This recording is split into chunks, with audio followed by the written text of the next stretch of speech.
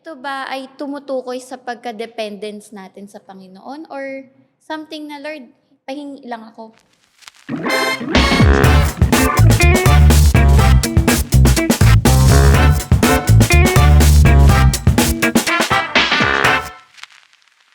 Hello, kamusta po ang bawat isa? Nako, pinagpalang araw muli po sa lahat ng ating taga-subaybay, sa lahat, ganun din sa mga first timer, ano po, na talagang nagagalak kaming makasama namin kayo. Kaya nga ako si attorney, gusto kayong imbitahan pa sa marami pang bagay. Ganon.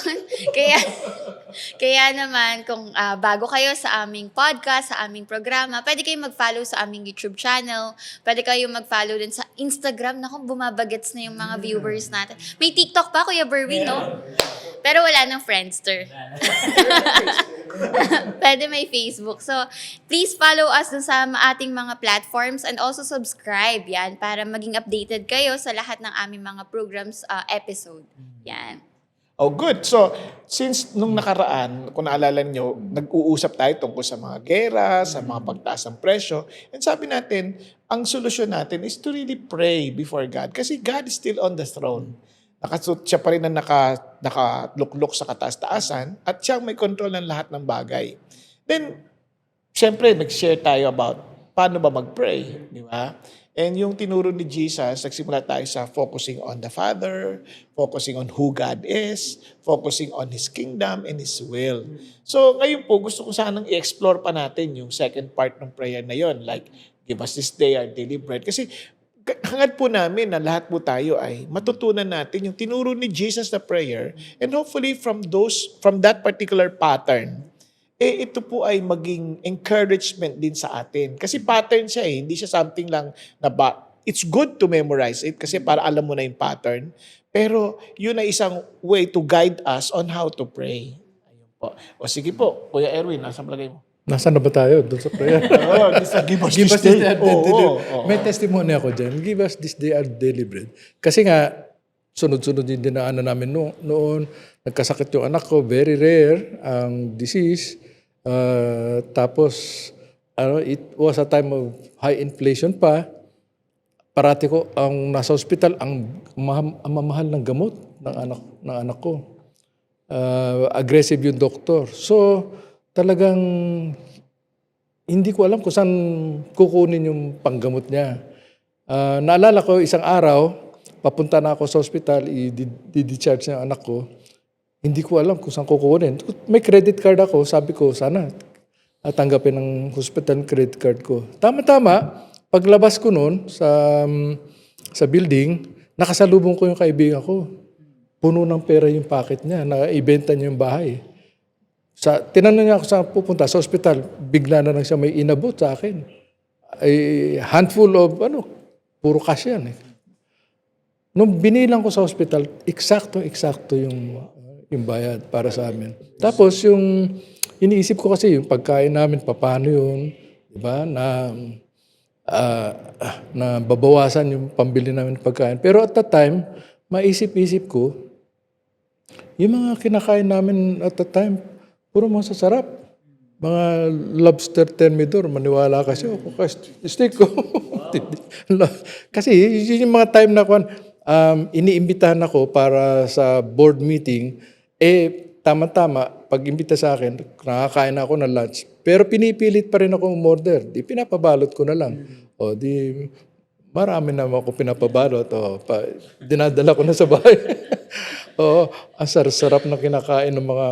Kung ganyan, board meeting, sama kami pagka may ganyan. Wala na, nagsarado din kumpanya na. Basta kaka-order. Kaka-order. Pero yun yung time na naalala ko na hindi talaga kami pinabayaan ng Diyos. Bagkus magaganda pang mga bagay na naranasan namin at that time. Give us this day our daily bread talaga on a daily basis. Hindi naman pangako na for the whole year. Pero yung kung kailan mo kailangan, ibibigay ng Diyos yan. Praise God. Praise God. Oh. Kuya Bong, siguro, dahil nga ang daming nangyayari na hindi natin maunawaan, mabigat, di ba? Namumblema tayo. Last episode, nabanggit ko nga, bukod nga sa gera, sa loob ng bahay, ang daming problema Sa pamilya, di ba? Yung mga may sakit, dami nagkakasakit ngayon. Pero alam nyo, yung prayer na pinag-usapan natin na give us this day our daily bread, yung moment lang na ito na buhay ka pa, na nasa ospital ka pa, na may pain ka pero pinatatawid ka ng Diyos, may gamot. Hallelujah! Thank you po, Lord. Di ba?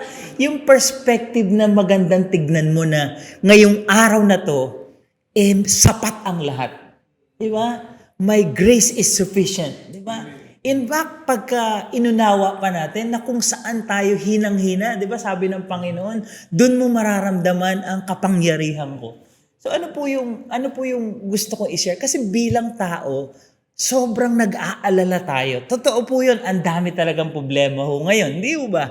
Kaya lang, wag mong intindihin yung bukas muna. Wag mo muna intindihin yung kakainin mo sa susunod na linggo. Di ba? Parang sinabi ni Kuya Erwin. Pero yung panalangin mo na ngayon, yung araw-araw lang, yung give us this day our daily bread, yung ngayon ka lang muna. Sa totoo lang, di ba, Kuya Bong? Totoo po yun eh.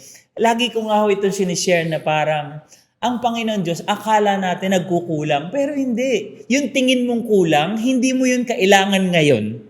Di ba gano'n? Di ba? Tayo kasi tao tayo eh. Mahina tayo, marupok tayo, nag-aalala tayo palagi. At eto kailan lang po pinost ko to, marami nga rin po nag-comment. Sabi ko, yung pananampalataya na kapag ka nag-worry ka na, para mo nang sinabi na sasablay si Lord. Pag nag-alala ka na, sa akin po kasi, yung childlike faith ko, Ama, hindi ako pinabayaan ito eh. Ang Panginoon di nagkulang sa akin. So pag nanalangin ako sa Kanya, hindi ko na siya pwede pagdudahan. Pag pinagdudahan ko siya na hindi niya didinggin o pababayaan niya ako, para ko nang inisip na sasablayan, Diyos, hindi ho.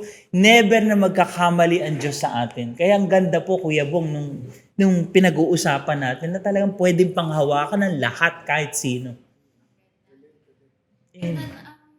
Ko lang, paano ba Kuya Bong, Kuya Erwin na, paano po yun di ba minsan nag-worry tayo, anxiety tayo, kailan pa masasabi natin, at minsan nagiging normal, pumapasok ba talaga kapag ba tayo ay nagkakaroon na ng anxiousness or worry, automatic ba kasalanan na agad natin yun sa Panginoon? O may mas malalim tayong dapat tignan na kapag ganito na, ito na yung kasalanan? Kasi pag titignan po natin yung give us our daily bread, di ba parang kung tama po ako, Kuya Bong, Kuya Erwin, Kuya Berwin, no? Ito ba ay tumutukoy sa pagka-dependence natin sa Panginoon or something na, Lord, pahingi lang ako? Ganun po. Okay. Gusto ko mag-respond doon yung dependence on God. Oo. Kasi si God ang parent natin eh. Siya, tinatawag natin Father. Pero yung parents, yung layunin ng Diyos, iba sa layunin natin as parents. Ang layunin natin, para maging independent yung mga anak natin. Mabuhay sila ng sarili nila. Kasi darating yung araw, wala na tayo eh. Dapat mabuhay sila mag-isa. Si God hindi. Ang layunin niya para maging dependent tayo sa Kanya. So magkaiba. Magkaiba talaga. Tsaka kailangan maliwanagan natin. Yung worry, ang ibig sabihin talaga yan, nasasakal ka na. Parang hindi ka na makahinga sa dami mong iniisip. Yung anxiety, kalat-kalat na yung utak mo. So yung pagiging concern, hindi masama yon. Concern ka, kunyari, mag-aaral ka, para saan? Sa kinabukasan. Kasi concerned ako for my future. It's just being responsible. Ang problema, kapag yung concern naging, yung kumalat na yung utak mo, nawala yung focus mo sa Diyos. Nagiging blur na si God. At yung worry, naging nasasakal ka na to the point hindi ka na makahinga. Yun na yung kasalanan. Oo, parang kasi nga, hindi ka na nakafocus sa Diyos. Nakafocus ka na sa magagawa mo. So you're beginning to play God. Kasi yung worry and anxiety is a control issue. The moment na na-feel mo, parang wala ka ng control, na wala ka magagawa, tas hindi mo alam paano mo aayusin. Naglalaro ka ng Diyos kasi you're playing control. Ang Diyos ang may control eh. Di ba? So, kailangan, hanapin mo yung kalooban niya, kaya yun ang nauna. Ano yung gusto niya? Ano yung mga hakbangin na gagawin? Doon ka mag-focus. Kaya nga, paano gagawin ko kung wala na, kalat na yung utak ko? Yun ang advice ni Paul. Have no anxiety about anything. But in everything, di ba? Let your request be made known to God in supplication with thanksgiving. Diba? Sabihin mo, ano yung wino-worry mo? Ano yung kinakalat ng utang mo? And here's the point. Pag pumasok ka doon, dapat, and the peace of God, which surpasses all understanding. Yun, pag yun ay dumating, paano malalaman? Will guard your heart and mind in Christ Jesus. So, ang focus mo, balik na kay Jesus. So, hindi na kalat-kalat. Hindi na yung nakakasakal na ano. Bigla kang nagkakaroon ng, walang nagbago sa pangyayari, pero alam mo, somebody now is in control. So, yun yung sinasabi ng Lord. Kaya when you sabi mo, give us this day is an expression of dependence. Sinasabi natin, Lord, my daily bread does not come from my effort. It all comes from you. Diba? Hindi sa bakery, hindi sa inyo. Kasi yung bread kasi at that time, yun yung pinaka-staple food nila. So yung pinaka-necessity. Then tingnan nyo naman yung hiningi mo. Hindi na lang yung give my bread, my daily bread. Give us. Minsan kasi sobra tayong swapang. Sarili lang natin ang iniisip natin yung ating pangangailangan. Katulad ni Kuya Erwin, napakabuti. Maghihingi siya, kasama ako. Di ba?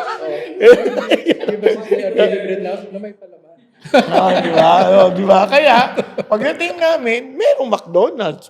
Di ba? Kasi lahat meron. Kasi he was not only asking for his bread, but for us. Yung nga, give us our daily bread. We want the blessing na maging channel din tayo ng blessing to others. Di ba? Kaya nga, ang sarap pati, he's not asking for 1 week. He's asking for daily bread. Parang sinasabi ni Lord, just focus on today. Kaya sinasabi kanina, dito ka lang, araw na to. Kasi pag himingi ka ng, Lord, pwede ba ng bread for one week or 1 month? Hihingi ka na naman ng refrigerator niyan. Kasi hingi ka na ng pambayad ng kuryente. Hihingi ka na naman, hingi ka ng lalagyan. Di ba? Ang dami mong request. Alam mo, maisip ko sa daily bread, yung benefit nun, pag daily, fresh yan eh. Yes! Pag weekly, matigas baka na. may abag na banda mo eh. Naku, iinitin mo pa sa air fryer. Air fryer. Pagka daily bread, parang gusto ni Lord, kasama mo siya araw-araw eh, di ba? Yung nagde-depend nga tayo sa Kanya. Yun ang pinaka-the best nun eh. Umasa ka sa akin, di ba? Praise God. Continuous conversation. Sarap ng ganun yung lagi kayo nag-uusap, lagi kayo nagkikita. Kasi fellowship pa rin. Relationship talaga eh. Hindi talaga lang basta, nabigay ko na yung kailangan mo, tapos na. Hindi eh. Ito ako. You asked. Usap tayo. Di ba? Kaya, mga kapatid, yung mga worries natin, sabihin natin talaga. Kasi yung bread doon, ano lang naman yun, symbolism lang ng need. Need yung ating essentials. So sabihin natin sa Lord, ano talaga yung gusto mo? Lord, kunyari, si Kuya Erwin, byudo. Pwede nga, Lord, bigyan mo naman ako makakasama sa buhay. Yung ganun ba? Kasama rin yun. Kasama yun sa magagawa ng bread. Tagagawa ng bread. Gingerbread man. Di ba? Tagalagay ng palaman. Kunwari, ikaw, naglakad. Hindi ka, Lord, pwede naman makahingi ng sapatos. Yeah. Di ba? Yung ganun. Ako naman, simple lang akong mingi. Lord, kotse. Kasi ayoko maglakad. Pakpak. Hindi, pakpak. Ano, manok. Yun, binigyan ka ng chicken wings. Kakainin mo pa naglalakad. Di ba I'm saying? Sabihin natin kay Lord talaga kung anong gusto natin. Di ba minsan, kung ano-ano sinasabi natin, hindi natin sinasabi talaga yung concern natin. So, hindi nawawala yung worry natin. Di ba? Ang worry natin, halimbawa lang gasolina, wino-worry natin. Tapos ang hinihingi natin, tinapay. Ang layo naman. Di ba? Bakit tinapay? Pambili ng gasolina. Di ba? Kaya sabihin mo sa Lord, ano yung concern mo? Worry tayo sa anak natin? Then you pray about your child. You pray specifically kung ano yung wino-worry mo tungkol sa anak mo. Katulad sinabi sa yung apo, wala pang alam niya kung ano problema. Pinagpe-pray ko na, Lord, lumakad siyang may takot sa inyo. Lord, alam niyo yung pressure ng mundo, yung mga social construct Sinasabi ko yun. Kasi ayoko siyang mahulog sa kung ano-anong maling kaisipan. Ngayon pa lang, pinagpe-pray ko na kung ipapahintulot mo at hindi pa kayo darating at mag-aasawa siya, yung tamang babae. Baby pa yun, ha?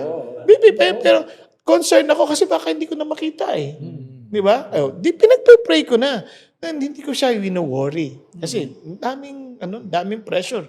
Kakatakot, mga nawawalang bata na lang. Katulad nung meron akong nalaman eh. Yung bata, nagkita lang sila sa social media. Tapos nakita na sila. Ano yung tawag na? Eyeball. Yun na. Ayun na. Problema na. Di ba? Yun ang masakit na katotohanan ng nangyayari ngayon. Siyempre, nakita ko yung bata, yung baby. Gandang lalaki itong batang to. Manang-mana sa lolo niya sa tatay. Hindi sa akin. Nanay ako. Kay Kuya Erwin. Yun. Sabi Magandang lalaki ang kanila. sabi ko, Lord, ingatan niya po siya. Huwag niyang gagamitin na anumang binigay mo sa kasamaan, kundi sa kalwalatian niya. Para hindi siya sakit na ulo. Di ba? Huwag niya nang daanan yung pinagdaanan ng iba. Sa ibang daan. Yung tama. Yung tama. Pero yung wag na niyang naranasan ko. Parang hindi ako na masyadong Yung mga maling pili ba? mga pili, oo. Kasi sometimes, iisip ko, yung lahat ng mga trials ko, pinagdaan ako, mahirap ko. Isa yan sa mga humubog sa aking karakter eh. Tama naman. Pero yung pwede mo na iwasan yung maling pili, Ay, di ba? mali, Choose life over death, sabi nga ni God, di ba? Yun lang ibig ko sabihin, Kuya Erwin, huwag mo na mga nalimo masyado. Kasi natatakot ako yung mga mali ko nagawa in the past. Huwag na ulitin. Huwag niya nang daanan. Kasi masakit hindi madali. And kahit ako ayokong balikan. Kaya nga, mas maganda yung natututo siya sa mga sinasabi natin kaysa yung nararanasan niya. Yes. Ganda ng sinasabi niyo po, no? Manalangin, makipag-converse, magkaroon ng daily conversation sa Panginoon. Tapos, ang ganda nung sinabi ni Kuya Erwin na parang hindi niya pinagsisisihan lahat ng nangyari sa kanya. Kasi, isa yun sa humubog sa kanya sa pakikipagrelasyon niya sa Lord. Pero ang tanong ko lang, yung iba maaari di nila alam ano kayang meron dun sa pakikipagrelasyon? Tsaka, ano ba yung meron dun sa daily conversation natin sa Panginoon? Bakit we promote it so much? Bakit lagi nating sinasabi na, hindi, punta ka muna sa Lord, punta ka muna sa Lord. Ano bang meron sa panalangin? Brother Bo? Ano meron sa panalangin? The mere fact na meron kang Diyos who is greater than all, na parang panatag ka na kaagad. Kumbaga ganito, no? Magalit na kayong lahat, pero kung kakampi ko yung pinakamakapangyarihan sa lahat, anong kakatakutan ko? Di ba? Kaya nga, and imagine, gusto niya close tayo sa kanya. Ako, sarap namang isipin niya kasi tingnan niya, yung closeness, katulad ng sabi mo nung nakaraang, yung eroplano, maliit yan pag malayo eh. Pero pag malapit, doon makikita yung totoo niyang sukat. Ganon din yung tanong ng bata sa tatay niya. Sabi niya, tay, gaano kalaki ang Diyos? Yun ang pinakita niya. Tita mo yan?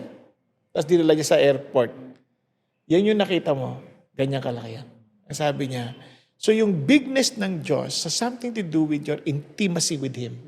Kasi kahit anong laki ng Diyos, may likha siya ng langit at lupa at napakalayo mo. He will remain small to us. But once we are close to Him, we are intimate with Him, He's too big for you to find confidence in Him. Yun yung pinaka-importante doon. Yung prayer is not just magsasabi tayo nung kailangan natin, pero yung relasyon talaga sa Panginoon. Yes, kasi minsan yung hinihingi natin, hindi naman natin kailangan. Kaya nga eh. Di ba? Mas Paano alam ba maging na. close sa Panginoon?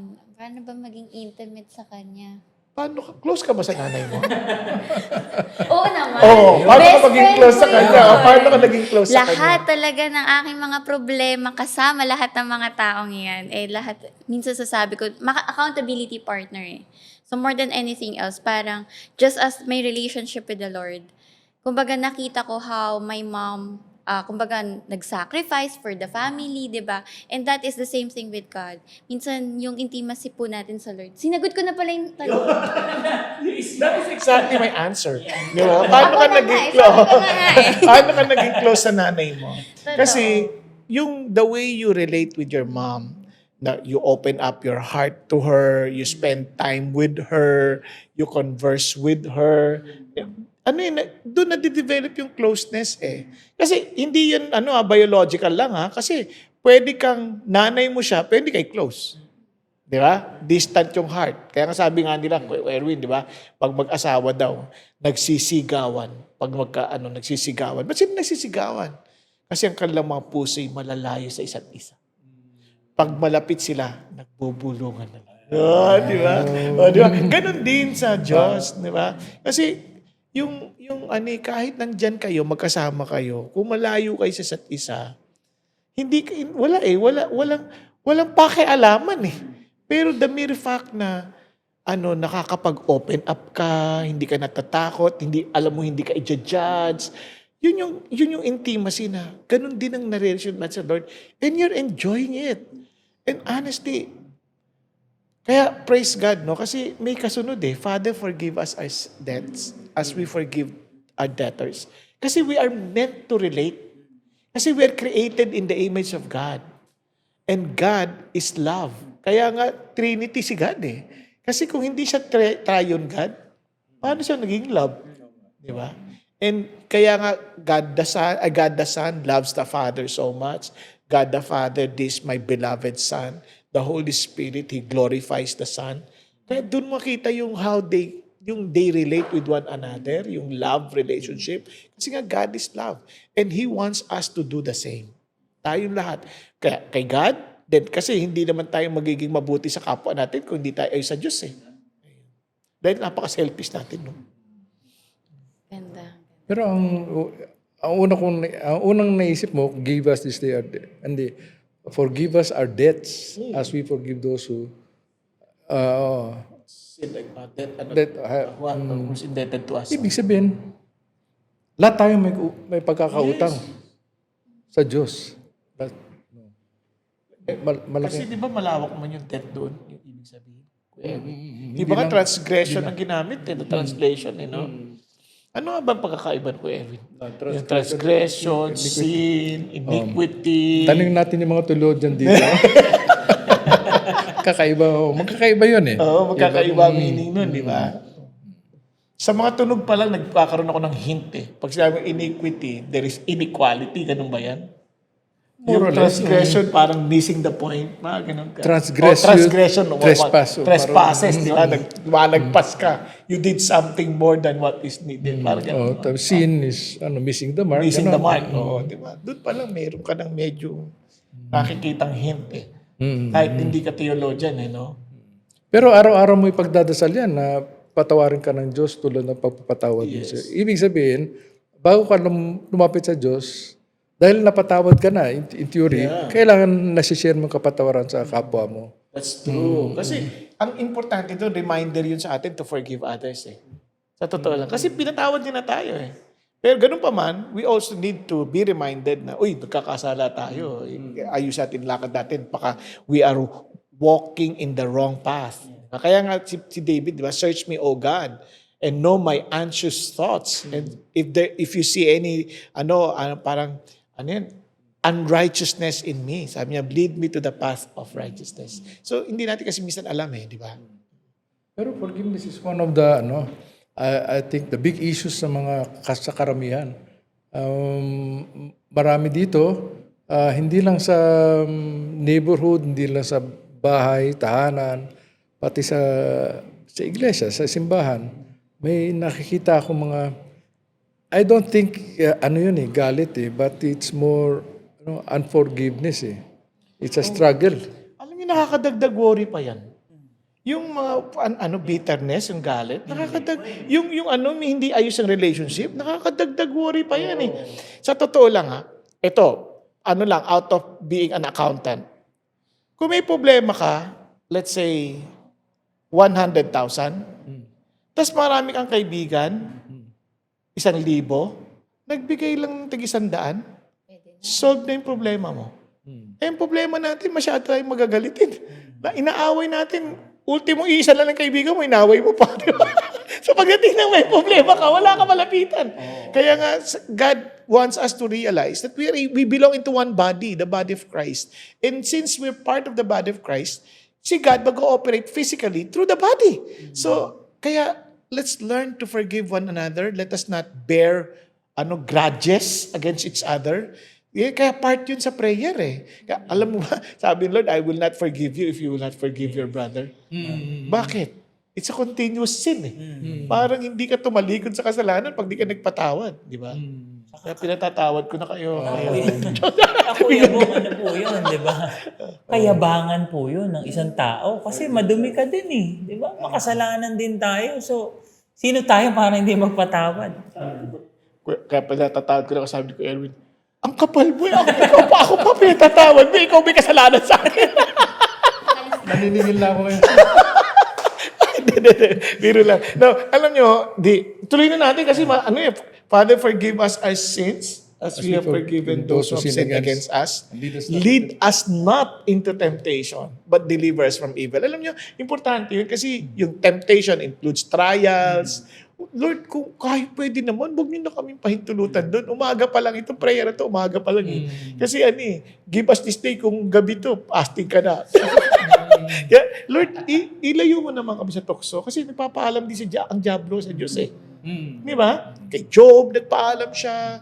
Kay Peter, nagpaalam siya. Ilayo nyo rin kami. Tapos, kung sakaling pinahintulot nyo naman, deliver us from evil. Alam, pagtagumpayin nyo kami. Di ba? Katulad na nagtagumpay sila Job, nagtagumpay sila Peter, nakabawi si Peter. So, Lord, deliver us from evil. And siguro, I'll just end it with this, no?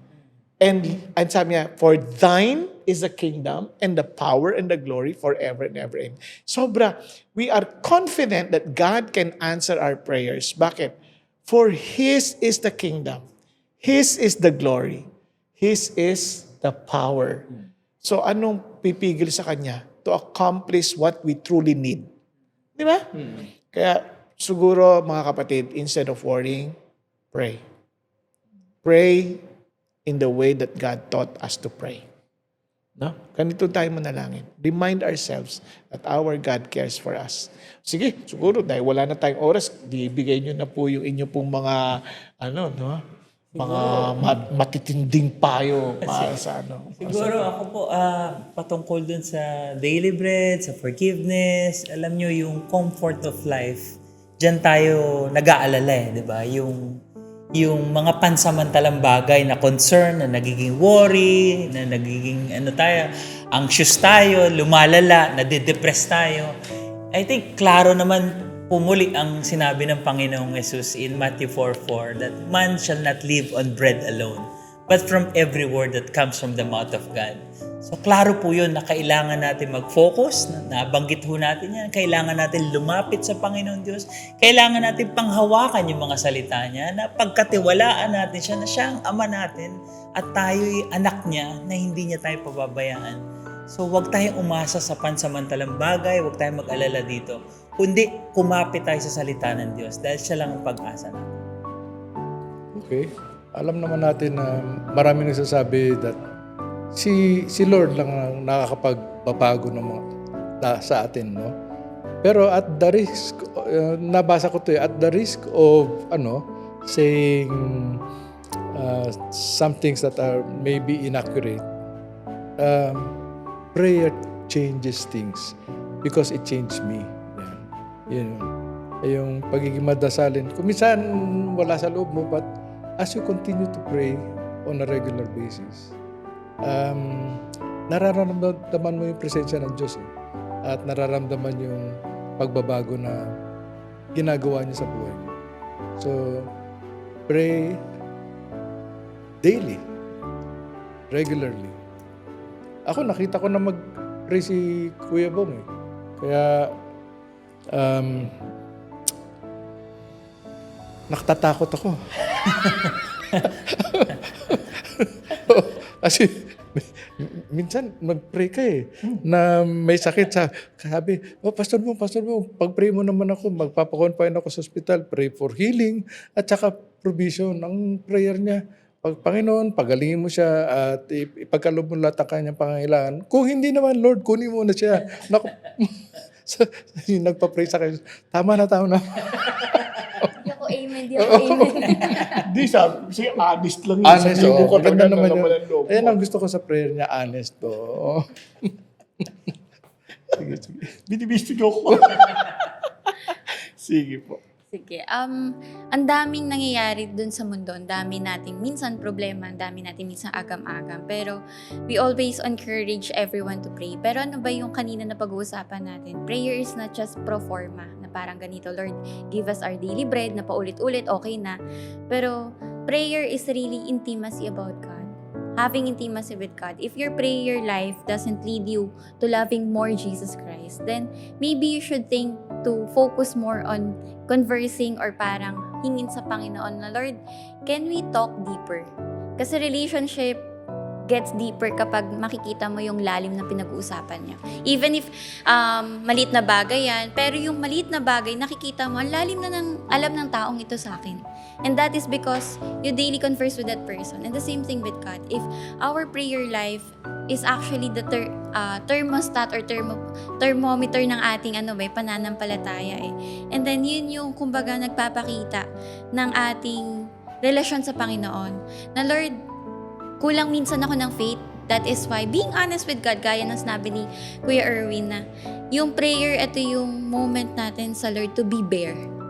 To be, kumbaga, as we are on earth na nilabas tayo, parang naked before the Lord. Lord, wala naman talaga akong kayang gawin eh. Na I cannot do anything about my life. I cannot act like God na kaya kong kontrolin ng bagay. Pero one thing for sure is, Lord, I have faith in you. And ang ganda ng biblical verse na, the faith is the assurance of things that we hope for. Ang ganda kasi, paano mo masasabing assured ka? And that is faith because the object of faith is not actually ito lang. Kundi the object of our faith is Jesus Christ. And faith comes hearing by the word of God, diba? So, ang ganda nun. So, minsan isipin natin na, Lord, sometimes I miss the mark. I miss the mark of doubting you, worrying you, but I come to your presence and humbly come na, Lord, taasan mo naman yung pananampalataya ako that may I know you more deeper. Kasi more than anything in this world, God is concerned about our intimacy with the Lord. Alam niyo po, early part of my ministry, God instructed me something na hindi ko makakalimutan at marami na rin po ang nakarinig. Kapag may problema ka, huwag mong dibdibin. Tuhurin mo. And katulad ng sinasabi natin, ang prayer is intimacy with God. Sa presence ni Jesus Christ. Kaya there is no crisis where Christ is. Matagal ko ng panahon pong tinasabi sa akin ng Diyos yan. Naalala ko yung Asian crisis in 1997. Yun ang laging dinidiinan sa akin ng Diyos. There is no crisis where Christ is. Kaya po, mga kapatid, kung meron kaming iiwan sa inyong lahat, be with Jesus. Wala kang talo. He is everything we need and He is the only person who can truly satisfy us. Siya lang ho ang makakapagpatawid sa atin sa lahat ng mga hamon na ating hinaharap sa buhay na to. Alam niyo kung bakit ako assured yan? Because the worst problem we had, sinagot ni Jesus ang kasalanan. At napapagtagumpayan niya ang worst na bagay na pwede mangyari sa atin, death. At yung ultimate enemy natin, which is death, na overcome ni Jesus. So ano pang hindi niya kayang gawin? Kaya nga sabi ni Paul, kung hindi pinagkait ng Panginoon ang kanyang anak, ano pang pwede niya ipagkait sa atin? And obviously, it is in the context of what's best for us. Maraming salamat po sa inyo muli mga kapatid at gusto po namin kayong ipanalangin kung ipapahintulot po ninyo. At sa oras na to, hiningin ko po na tayo pong lahat ay yumuko, pumikit, and just focus on Jesus Christ. Jesus loves you so much. Thank you, Lord. Thank you, Father in heaven. Salamat, Panginoon, na bago pa namin bigkasin ang aming mga dalangin, alam na po ninyo ang aming mga pinagdadaanan. Pero nais nyo pa rin kaming dumulog sa inyo dahil nais nyo kaming, Panginoong, makasama, maka-fellowship. At hindi dahil sa kailangan nyo kami, kundi kailangan namin kayo. Salamat po, Panginoon Diyos, na gano'n na lamang ang inyong pagsinta sa amin. Nahangad ninyo kami po'y makasama sa kawalang hanggan. at makasama sa bawat sandali na kung saan, Panginoon, kayo po ay aming matamasa at makita namin ang kaligayahan kasama kayo. Dahil alam namin ang kaligayahan ninyo ang nais nyong ibahagi sa amin. Dahil wala kaming kaligayahang ibabahagi sa inyo, Panginoon Diyos.